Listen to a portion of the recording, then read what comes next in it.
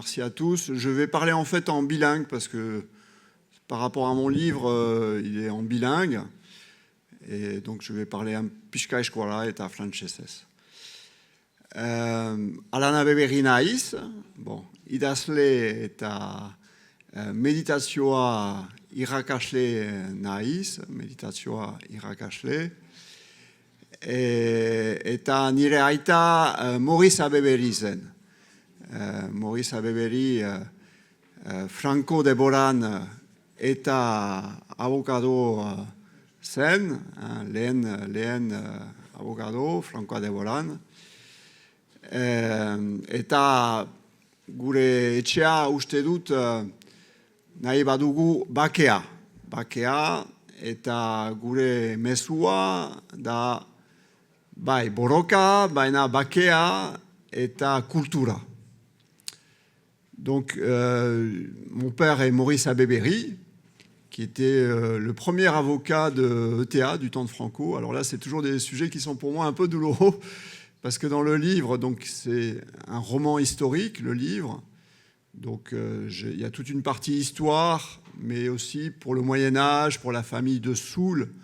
J'ai inventé des dialogues donc, du Moyen-Âge. Et une partie qui est un petit peu douloureuse pour moi, c'est cette partie-là du temps de Théa, de Franco, évidemment. Aussi, je parle dans la famille du temps des nazis. Bon, les nazis et Franco, c'est relié. Je ne vais pas rester que dans ce temps-là, mais ça fait partie du livre. Un de mes cousins était maire de Cibourg, Ciburuko Arsapesa, eta ere eskualduna, résistant des nazis. Et donc, toute cette partie historique, j'ai voulu la transmettre, faire un vrai travail historique. Donc, c'est un roman historique avec une partie très, très documentée sur l'histoire d'Eskualeria. Donc, j'ai vraiment essayé de faire ce travail-là. Mais c'est aussi un travail émotionnel. Donc là, je parlais de mon père. Pourquoi je fais ce travail ? Mon père est mort quand j'étais jeune, pas loin d'ici, sur la Rune. Moi, j'avais 16 ans, donc c'est un petit peu un manque que j'avais eu de cette transmission que je n'ai pas eue, en fait. Et donc, mon travail, c'est de retrouver cette mémoire et de la transmettre vers le futur. Etorkizuna ere nahi dugu transmisioa. Et donc, j'ai voulu faire ce livre pour faire cette transmission. Alors, donc, il y a la transmission historique, la transmission des émotions, mais je crois qu'un des messages principaux du livre que j'essaie de transmettre, alors là, j'ai parlé vraiment de périodes qui étaient difficiles. Hein. Franco, les nazis, bon, ça rigolait pas beaucoup, hein, on peut dire. Mais on a essayé de résister autrement que par les armes dans la famille. Et ça, je crois que c'est vraiment le message que je veux faire passer de manière centrale, c'est qu'il peut y avoir une résistance autrement que par les armes. Donc, comment a été cette résistance ? Par la culture et le sport.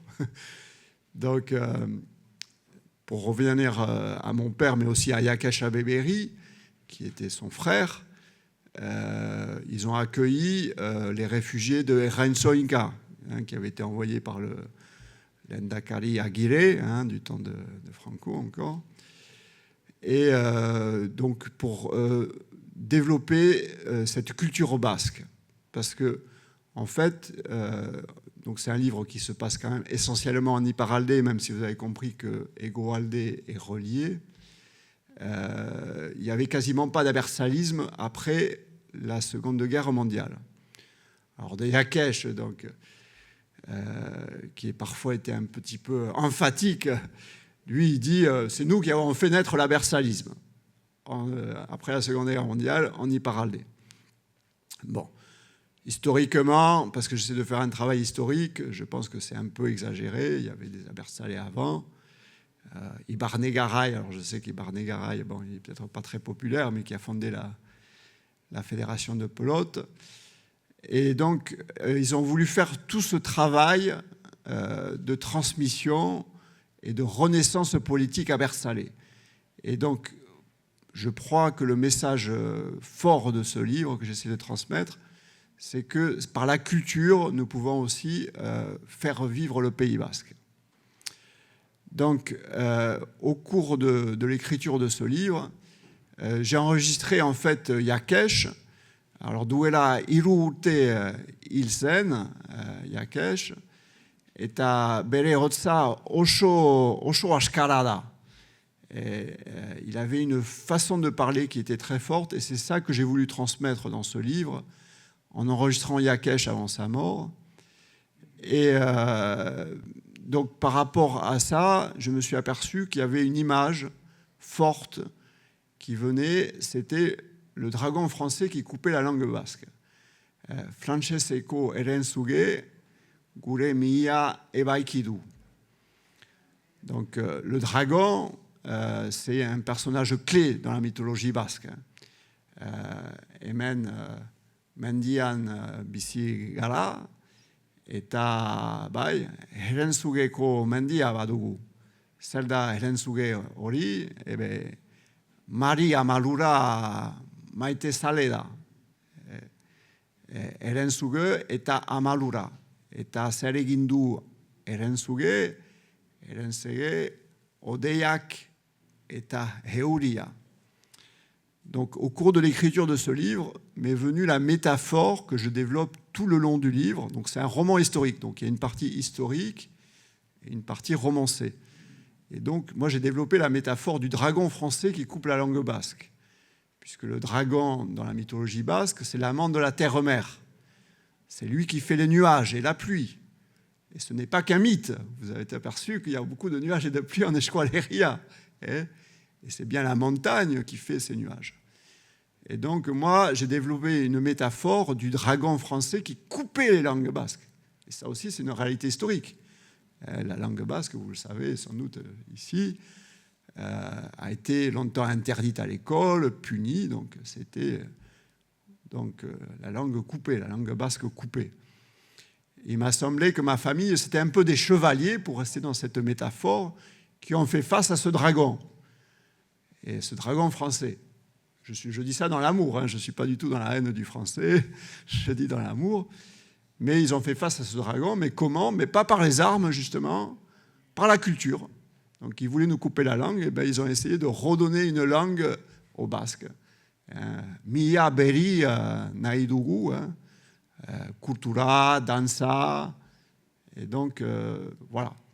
Donc là, je vous ai beaucoup parlé de la famille de Biarritz, mais on ne parle pas que de la famille de Biarritz dans le livre. Hein. Donc j'ai découvert que nos ancêtres viennent de Soul, Chiberoa, Idox, Moléondoan, à côté de Moléon. Et notre nom de famille, Abébéry, dans le temps, donc j'ai trouvé en 1377, vous verrez dans le livre, donc le Censier gothique de Soul. À l'époque, on était basque. On était basque, mais anglais, sous domination anglaise. Et notre nom, à cette époque, s'appelait Arbébéry.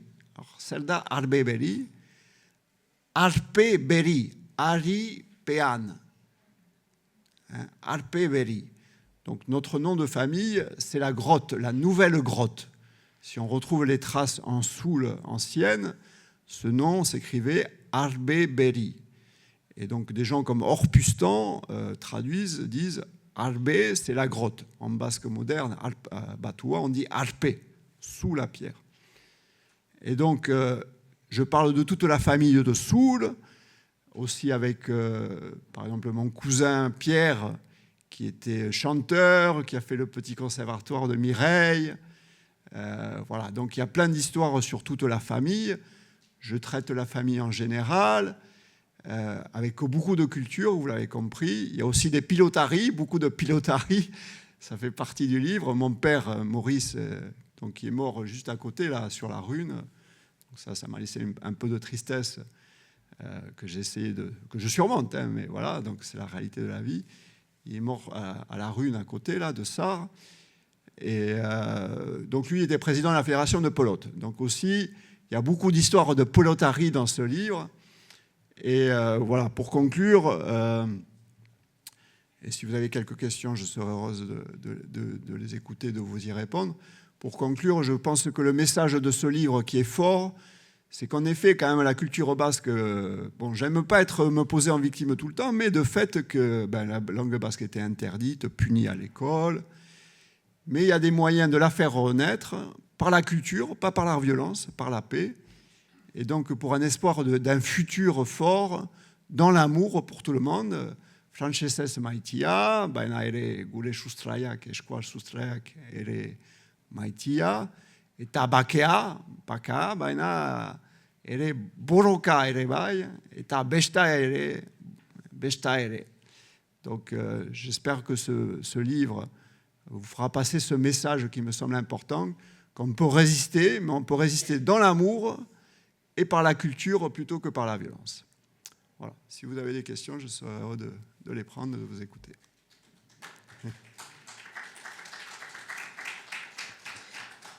Norbaitek badu galdera bat edo ohar bat? Ez, argi izan zira. Mila esker, handi bat, Abeberri etxea, Euskal Historia bat, Atlantika argitaletxean. Mila esker, Alan Abeberri.